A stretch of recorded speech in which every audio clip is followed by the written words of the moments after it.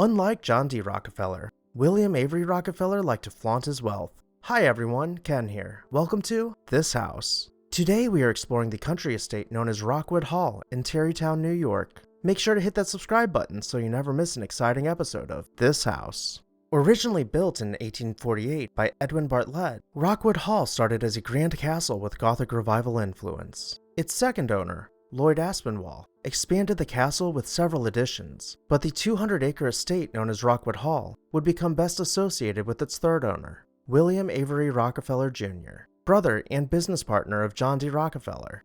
Upon taking possession, he purchased an additional 800 acres and had the mansion all but torn down, repurposing parts of it for the outbuildings. It was speculated, but never confirmed, that the tower of the original mansion was incorporated into the design of the new home, as an editorial in the 1890 edition of the Decorator and Furnisher wrote that the hall must have been one of the limitations imposed by the old plan, since its space does not count as it should. Though William had purchased the estate for $150,000, he ended up spending $3 million, or the modern-day equivalent of about $92 million, expanding the mansion into a 204-room castle with lavish estate grounds. If you were entering the property from the south, you would pass between stone urns and be stopped by the guard in the Second Empire-style gatehouse. Entering the property from the north, you would have a more humble experience, passing the guard's brick bungalow behind a low-lying stone wall. After clearing with the guards, you would continue towards the house, winding through the forest, safely admiring views of the Hudson River as the drive wrapped above the cliffside. You would encounter open pastures with livestock freely roaming about, and see one of the largest Bavarian-style barns in the country, with sheep gently grazing in the fields. Finally, you would see the side of the castle set atop a hill, and continue on to its proper entry. Standing at 104 feet wide by 174 feet long, the 3.5-foot thick stone block walls rose 80 feet high to the top of the square tower. Surrounded by a wraparound porch composed of stone arches and accented by a porte-cochere to welcome visitors. After passing through a vestibule, you would enter the central hall, decorated with wood-paneled walls with 3 hand-painted murals overhead, separated by egg and dart molding. To one side was an ingle nook containing a large stone fireplace surrounded by built-in wood benches, set below a hand-stenciled groin vault. To the side, you could gain entry to the stair hall, ascending with stone niches receding at each landing.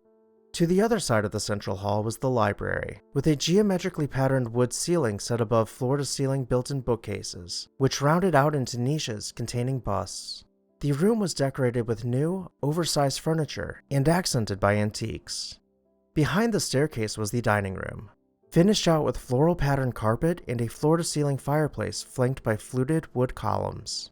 Nautical murals decorated the frieze below the coffered ceiling, from which 4 identical chandeliers were suspended. While William had intended for Rockwood Hall to be a vacation home, he and his wife fell in love with the estate and made it their permanent home until William's passing in 1922. At this time, it was willed to his nephew, John D Rockefeller Jr., who sold it to investors. It became a country club for just a few short years before the Great Depression hit, at which point John repurchased the estate, and in 1941 decided to demolish the castle in lieu of maintaining it. He then gifted the grounds to his son, Lawrence, who donated the land and surviving outbuildings to the state of New York in 1998. Today, the site can be visited as the Rockefeller State Park Preserve, which maintains the carriage trails offering visitors breathtaking views of the natural landscape. You can still find ruins of the former castle, such as the foundation of Rockwood Hall at the top of the hill, along with a terrace which once contained tennis courts. At the bottom of the hill, you can still enjoy the North Gatehouse, which has been meticulously maintained, appearing as if though untouched by time. Thank you all for watching. I really hope that you enjoyed this video. Make sure to hit that subscribe button so you never miss an exciting episode of This House.